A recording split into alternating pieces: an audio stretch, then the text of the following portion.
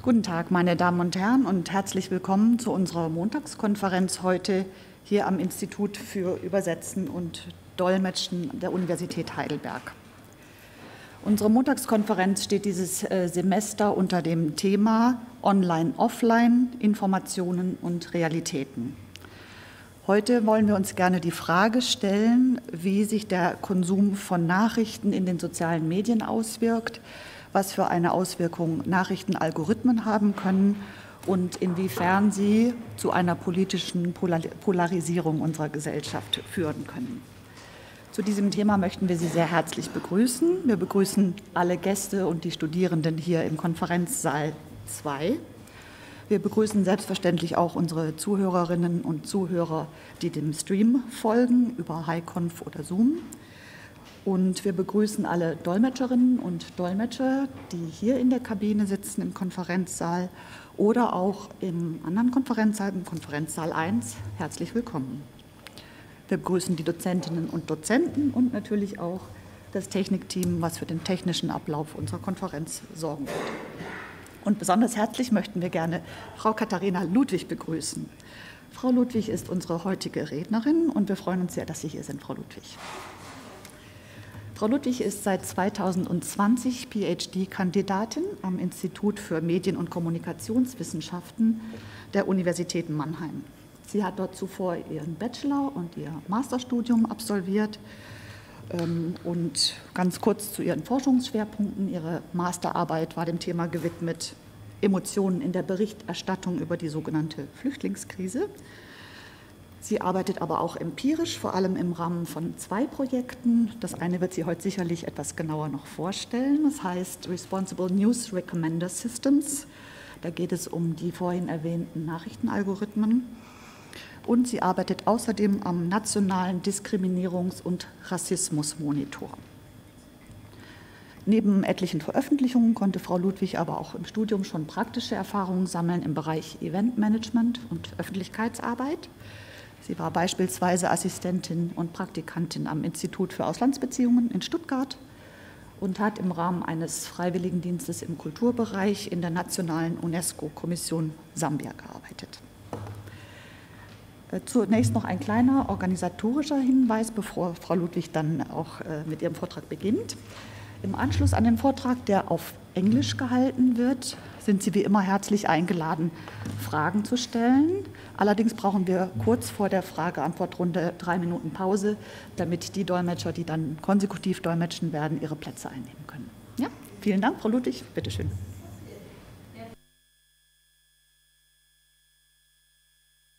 Welcome to today's Montagskonferenz.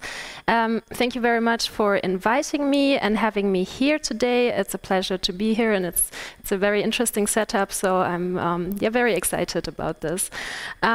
So today I want to give you some insight into one of my current research projects and talk about the role of algorithmic content curation in context of social media, online news, and news recommender systems, and their effects on political polarization of our societies. So therefore, I also named my presentation Algorithmic Segregation, Political Polarization in Context of Social Media and News Recommender Systems.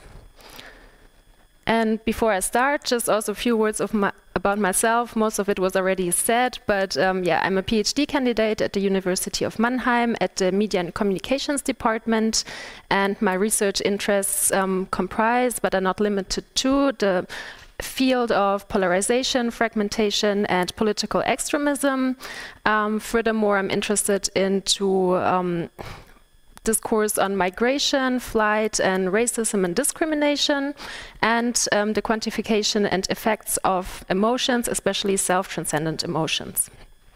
Currently, I'm working in a project called Responsible News Recommender Systems, and this project came up because there are worries in our societies that political polarization might be evoked through these recommendation systems in place. And the aim of this project is to find out if this so-called filter bubble that I guess every one of you has heard before from the media is really in place. And we aim at building recommenders which are not having negative effects on their users. So this project is conducted together with colleagues from the University of Mannheim, both from the Media and Communication department as well as the Department of Data Science, and together with colleagues from the KIT in Karlsruhe and the FIZ Karlsruhe. So the starting point of this research interest stems from the perception that recommender systems on online news platforms and social media platforms reduce the content diversity, which users experience, and the heterogeneity of the network. So, and these are said to contribute to the formation of so-called filter bubbles and echo chambers. And the filter bubble metaphor assumes that algorithmic content selection on social media platforms and online news ultimately provides political polarization. And it is frequently referred along to the echo chamber metaphor, which argues that users' own content selection in a high-choice media environment reduces this content diversity and also contributes to mass polarization. And both filter bubbles and echo chambers are seen to contribute to the formation of fragmentation and political polarization within our societies. And these are seen to have a negative influence on our societies and the coherence, the social coherence. So, therefore, I want to give today an overview of the current research state and present two of my own studies which were conducted in this context to shed a little bit more light on this matter, hopefully. And so today's agenda also mirrors the aforementioned points. First, I want to define the concept of political polarization, talk a little bit about social media and online news, as well as news recommender systems, and then give some insight in two of the current studies I conducted before I conclude and give a future perspective.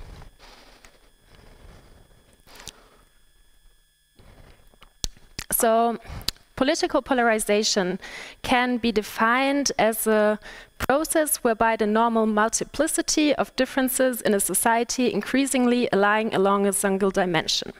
Well, this sounds quite complicated, so more simply said, it's a process along which political attitudes within a society become more extreme over time towards different ends of the political spectrum. So, to the left or to the right.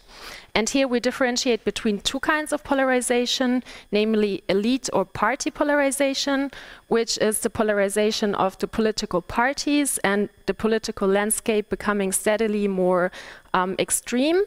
And we also have mass polarization, which is the polarization of the electorate and which is visible through growing animosities between the parties' electorates.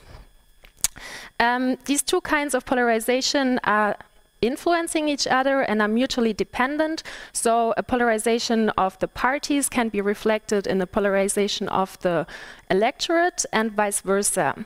But today I only want to concentrate on the concept of mass polarization, as this is already quite a broad topic, and yeah, I don't want to overload you with too much information today because this is already quite a dense topic. So, yeah. Also in the domain of political mass polarization, we can differentiate between different kinds of polarization. First of all, we have affective polarization, which is characterized by a strong liking of one's own party and a close attachment to it, and a simultaneous dislike of the opposing political camp. So this is the most commonly known form of political polarization, but there are also other kinds. For example, partisan polarization, which omits the negative sentiment towards a political opponent and only concentrates on the party identification itself. Furthermore, we have ideological polarization, which is quite similar to affective polarization, but based on topics or issue stances. So, for example, topics that are highly discussed or polarized, such as the immigration discourse or climate change, as well as lately COVID-19 sanctions. Here we can see political polarization in this context. And last, we have perceived polarization, which is the degree to which a person perceives a society to be polarized. So this is not actual polarization, but just a perception about it.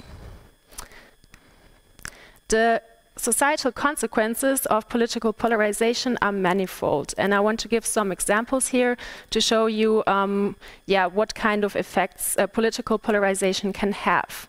So studies mostly from the US context found that political polarization strongly affects societal relationships. This starts that people prefer hiring staff that is of congruent partisanship. It also extends to romantic relationships and friendships, so people prefer to be in a relationship with a person that has similar political views to them. And this goes as far that even in families, we see very homogeneous environments. So, for example, in 2018, 80% of married couples agreed on party identification and 75% of parents and children. And also people prefer to live in neighborhoods that are consisting mostly of fellow partisans. So taking this together, it means that people shape their environments more and more in a way that there are no outside perspectives anymore, and they only get reflected their own political views. And this might, of course, lead to so-called filter bubbles or these closed-off chambers where people don't experience other political ideas.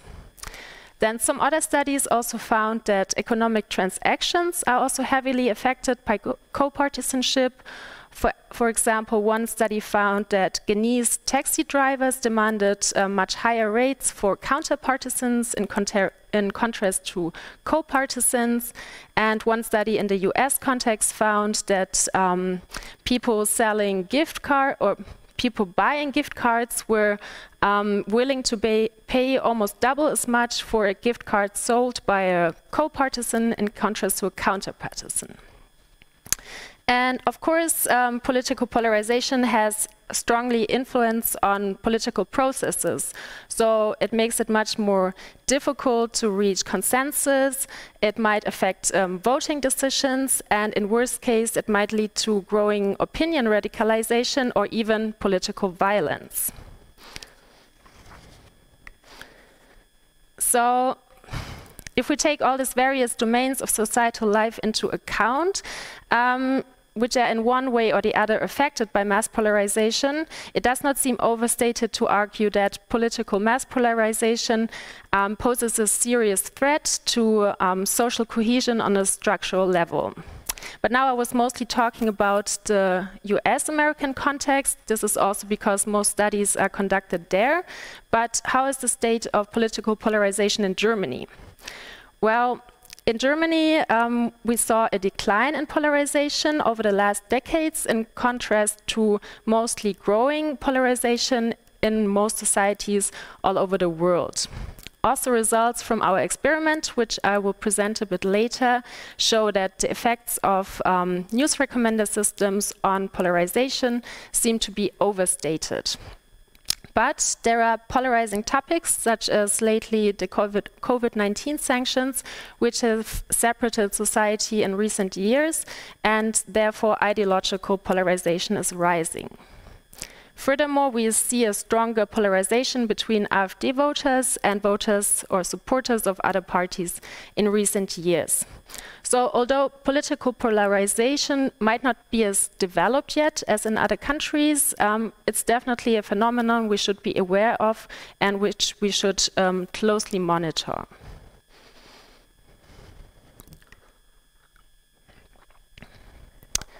So social media and online news come now into the picture because they are said to be the main contributor to political polarization, at least in the public discourse. This is a quite common perception.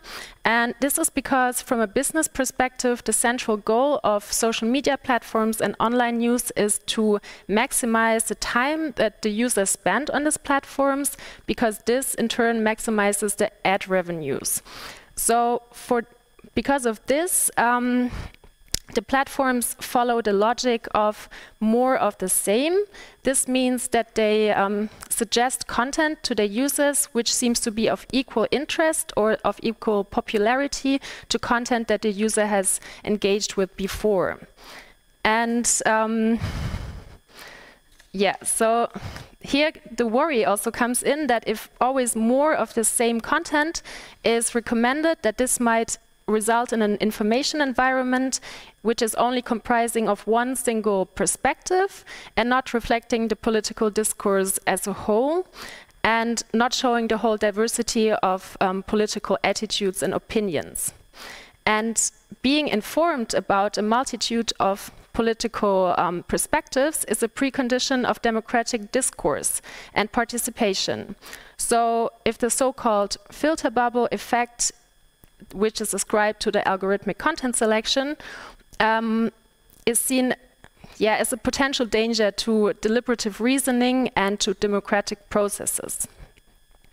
So social media and online news, we talk about social media when both about social media, social networking platforms such as Twitter, Facebook, or Instagram, but also content platforms such as YouTube, and instant messaging services such as WhatsApp or Telegram.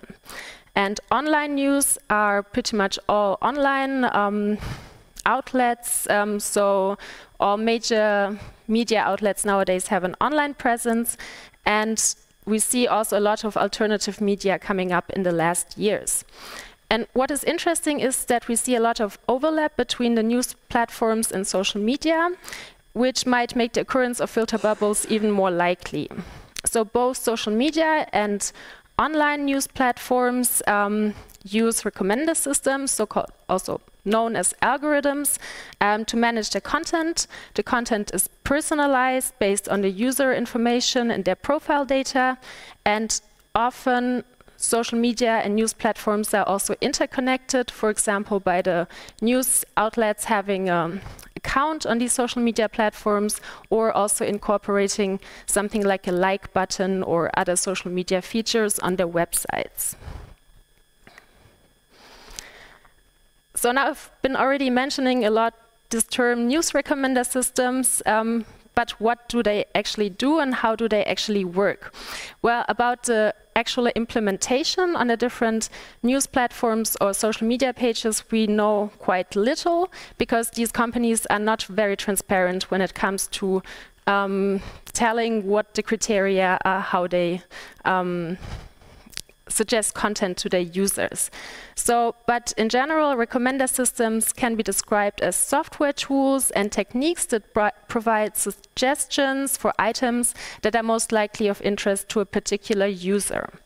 And news recommender systems now suggest news content, so news articles, based on similarities to content that the user has engaged previously with.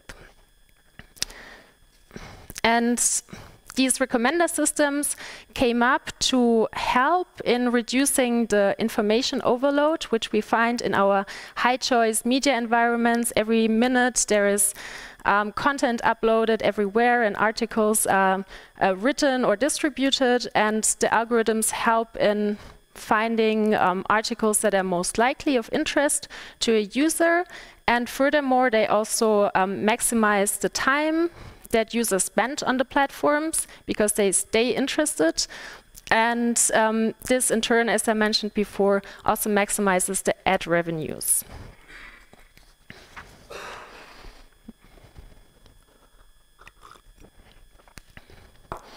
So there are different kinds of news recommender systems, and I just want to give a brief overview here about the most common ones. Commonly used news recommender systems employ content-based filtering, collaborative filtering, and demographic filtering. And all of these recommender systems have in common that they use some kind of implicit feedback such as clicks or explicit feedback such as ratings or likes to model their users' preferences for an item. Content-based recommender systems are the most used ones, and they calculate similarities between content based on the content that the user has engaged with previously, while collaborative filtering also learns from users' past actions and their preferences, but also other users' actions.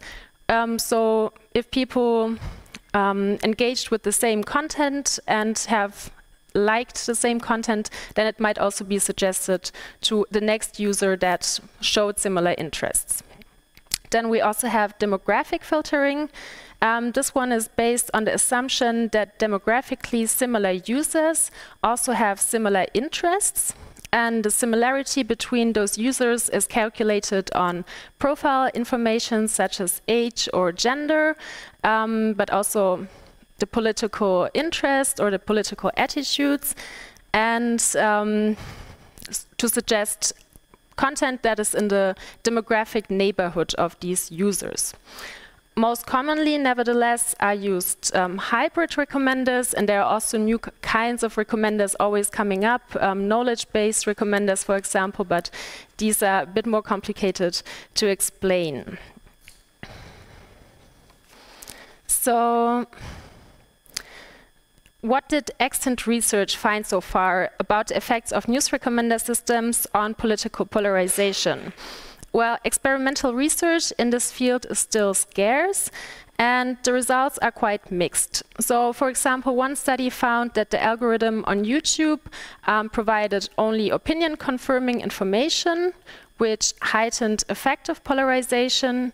Also, another study found that YouTube's recommendations of political videos based on the participants' search preferences also heightened effective polarization.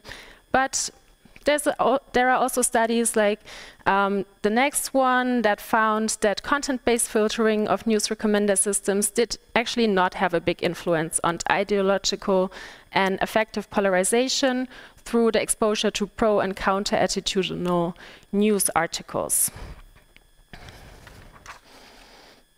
So because of these contradictory findings and these mixed results, my colleague Philipp Müller and I set out to systematically analyze past research findings in order to find structural patterns of polarization effects through the use of social media. And for this purpose, we analyzed 88 research articles starting from 2004 until 2021. And we started in 2004 because this is when the first social media platforms came up and also research started to gain interest into this field. We gathered these articles from two databases, namely Communication and Mass Media Complete and the Semantic Scholar. And there we did a keyword search with different combinations, for example, the word polarization together with Twitter or Facebook, so names of different social media platforms. And that's how we gathered these 88 research articles. So what we found is that, first of all, there's a very strong focus on the US-American context. So the large part of the studies is conducted in this context, and this is quite difficult, makes it quite difficult to generalize these findings, because in the US we have a dual-party context. So just two parties, two major parties, which have quite opposing positions, while in Germany and in many other countries in the world, we have a multi-party context system in which we don't have such clear oppositions or boundaries. So it's hard to transfer all the findings that we find in the US context to, for example, Germany.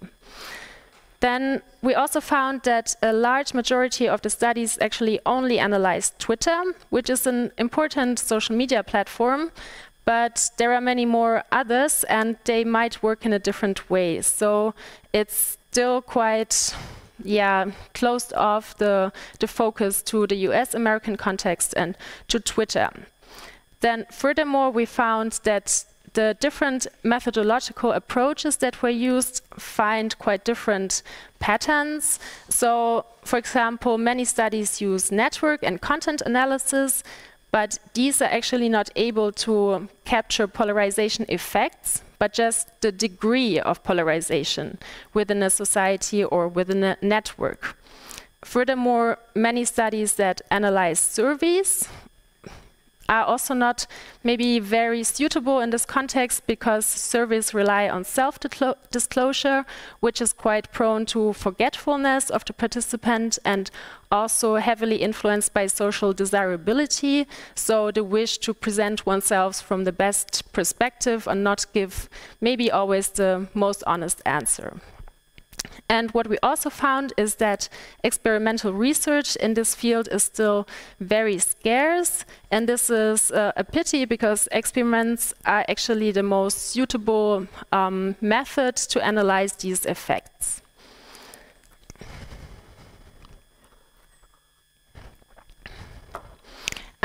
We also found that there are quite a lot of conceptual incoherences. So, for example, half of all the studies that we gathered claim to have documented polarization effects, but they are actually looking at the fragmentation within social media environments. And although fragmentation and polarization are closely related and influence each other, they are still different concepts, and they should not be equated, because fragmentation alone is only telling us that a society or a network is consisting of different parts or is separated into different parts, but not how these parts relate to each other and if there are animosities between these groups, which is one of the main characteristics of political polarization. So what is also interesting is that many of these studies found polarization effects, although they actually analyze fragmentation. So this might also lead to this overestimation of the polarization effects through social media usage. And it might help to disentangle these conceptual and operational confusions in this research area. So when we take a look at those studies that actually analyzed political mass polarization, we find a quite different picture. Here we find that 14 studies out of 31 find polarization effects, and the remaining 17 find rather depolarization effects or mixed results, so that only in certain cases social media might lead to a polarization. Many of these studies analyzed the frequency of social media use, and some studies found, for example, that people who use social media more frequently only see a limited diversity of content, so it reduces the content diversity that users experience, which then leads to political polarization. But other studies found, in turn, that actually the use of partisan media and other demographic factors had much higher influence on polarization. And these demographic factors are, for example, the age or the gender of a user. Then when it comes to the role of recommender systems or customization on social media platforms, we found that some studies also saw an increase in polarization due to customization, but also other studies again found that polarization can be reduced through these news recommender systems or through customization. So we find very mixed results here, no structural patterns as we hoped, and but there is one clear statement that we can make at this point, namely that people who have very strong party ties and a strong partisan identification in countries where we find clear opposing camps, for example, the United States, that these people become more polarized through the use of social media. But this is still a quite specific case, and only accounting for a certain group of people, so we should not overstate these effects and generalize them to the whole population of social media users.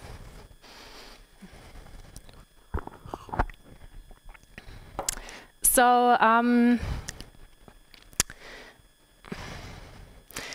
so we can say that in conclusion, or to sum up, the terminology and the operationalizations are very inconsistent here. We find a lot of mixed results, but we can also say that the influence of news recommender systems on political polarization seems overstated, and that other variables such as age and gender have a much bigger influence on political polarization than the news recommender systems themselves. And as I mentioned before, the only really clear statement we can make here is that people with strong party ties and a strong partisan identity in countries where we find clear opposing camps become more polarized through the use of social media. So to shed more light on this research area, which is characterized by these contradictions and incoherent research language, colleagues and I from the Responsible News Recommender System project conducted an online experiment with actual running news recommender systems. We built these recommender systems ourselves and biased them in a certain direction, which I will tell you in a minute. So I will also present the study in roughly 2 weeks at the biggest international communication conference in Paris. So you are actually getting some first insight here. So for this experiment, we gathered around 4,000 news articles on the topic of immigration and refugee news coverage. And we gathered these from 39 German news outlets, both from established media such as Süddeutsche Zeitung or FAZ, but also broadsheet newspapers such as the Bild-Zeitung, and alternative media sources from both the right and the left. And we started gathering these articles in beginning of 2019 until almost the end of 2020. And for our experiment, we invited a quota sample, which is representative for age, gender, and education for internet users living in Germany between the age of 18 and 74. And in total, we had 750 participants here. We conducted a 2-factorial online experiment based on content filtering, because this is the most widely used one, so we wanted to start looking into this. And we enriched these content-based recommenders with negative or balanced sentiment. The sentiment can be described as the valence or the emotional tone of an article or piece of text. And this is interesting because negative sentiment in news was shown to have a negative influence on the perceptions and attitudes of their readers, while balanced sentiment comes closer to the objective or journalistic core value of neutrality. And so we wanted to compare these two with each other. And this is also interesting because news recommender systems favor content with a strong sentiment, because users are more interested in reading articles that have like very emotional headlines or content, and so these articles are clicked more, read more, engaged more with, and therefore many online presences or social network pages favor content that has a strong sentiment. So during the study, firstly, we asked the participants about different potential moderator or mediator variables, so variables that might influence this process. And these are, for example, the political interest or the interest in the topic, and also their use of media, especially social media. Then we had the stimulus period in which we have 4 different conditions. So we had 4 different groups that we compare with each other. One only got content-based recommendations. One group got these recommendations enriched with negative sentiment, one with balanced sentiment, and these we compared to random suggestions. So participants were shown 6 different teasers of news articles, and then they could select one of them, read the article, rate it, comment it. So we try to make it as natural as possible, as in a real-world setting. And after that, they got more suggestions depending on which group they were in. And after this stimulus period, we inquired about for example, the variables on political polarization, but also other dependent variables and the socio-demography.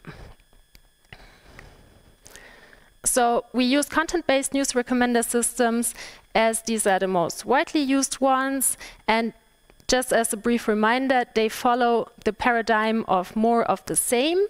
So content-based recommenders are seen to heightened content homogeneity, and which ultimately promotes political polarization.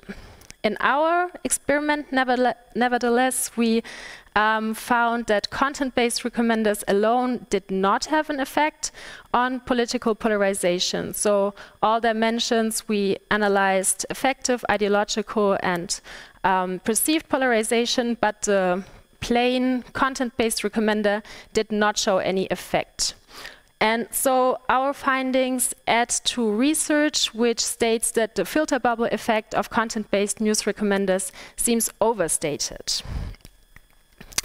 But when we take a look at other aspects, for example, when we consider the time that users spent with the recommendations, and the sentiment in these recommenders, then we find that the news recommender incorporating negative sentiment heightened effective polarization if the user spent more time with these kind of news recommenders.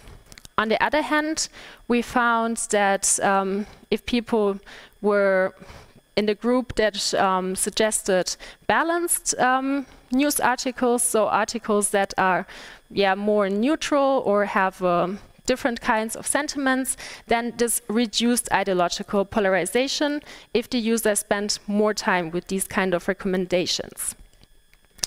And so these recommenders incorporating negative sentiment might have a negative impact on polarization and lead to this so-called filter bubble, while there's a potential way to reduce this kind of polarization through incorporating balanced sentiment. And this might be also a fruitful path for future research to find depolarization mechanisms here.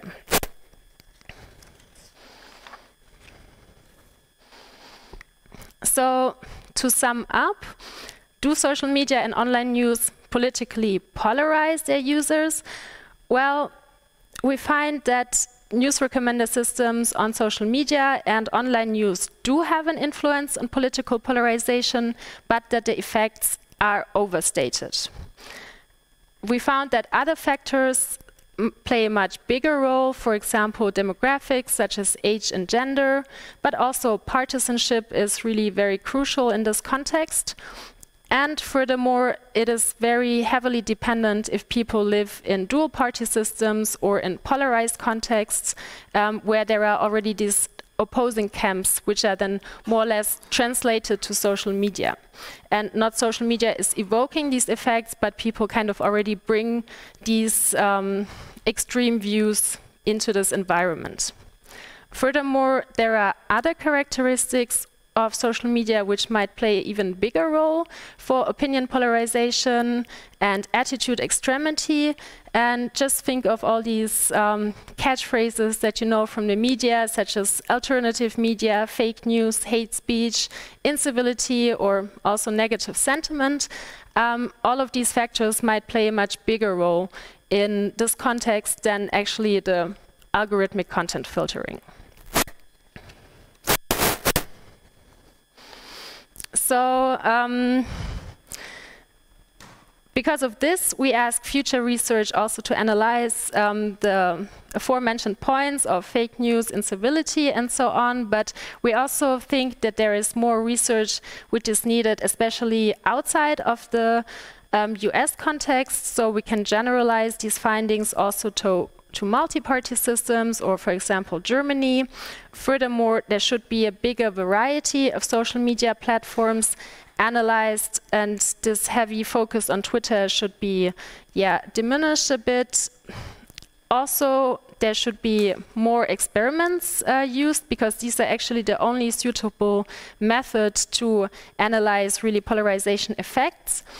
And of course, depolarization mechanisms should be explored. One path might be through these balanced sentiment news recommender systems, as we found in our experiment. Also, many studies, or more studies, should focus on the influence of partisanship and the time that users spend with these news recommender systems. The time is especially crucial here because, as I said before, the platforms try to keep the users as long as possible engaged with the content to maximize their ad revenues, and so this might be really a very crucial factor enhancing political polarization. So you see there are many mixed results, contradictory findings, and it's quite difficult to make some clear statements in which direction this will go or where we are at actually. But another approach might also be to compare different types of news recommender systems, so both collaborative filtering, content filtering, and these hybrid versions. And this is also what my colleagues and I from the Responsible News Recommender System project are planning. We want to conduct 2 more experiments in this context, where we want to compare different types of news recommender systems and also compare different countries. We're not completely sure yet, but most likely we'll compare the US-American context, because this is just so common, with the German context, to see if we can find any differences here. And hopefully then we can close some of these blind spots that are still there. So then I'm also already at the end of my presentation, and I hope it was interesting to you and that you learned something new. And although the research landscape is quite confusing and incoherent, but I also hope that in case you had some worries about social media politically polarizing users, that you are a bit more reassured now that it's actually all not that bad. So, thank you very much.